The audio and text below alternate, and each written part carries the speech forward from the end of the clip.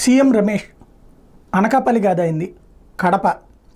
కడప నుంచి వెళ్ళినటువంటి సీఎం రమేష్ అనకాపల్లిలో తనదైనటువంటి పోరాటం చేయడానికి రెడీ అయ్యారు. కానీ సమస్య నాన్ లోకల్ అన్నటువంటిది. దాన్నే అక్కడ వైఎస్ఆర్ కాంగ్రెస్ పార్టీ రైజ్ చేస్తుంది. తాజాగా జగన్మోహన్ రెడ్డి ఈ సీఎం రమేష్ సొంత ఏరియాకి సంబంధించినటువంటి ఆయన ఓ ప్లానింగ్గా వెళ్ళారు.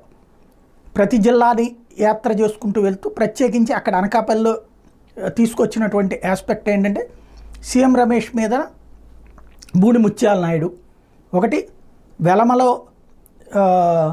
తెలంగాణ వెలమకి సంబంధించిన వాడు ఈయనైతే కొప్పుల వెలమ ఆయన, అంటే స్థానిక కొప్పుల వెలమ ఆయన.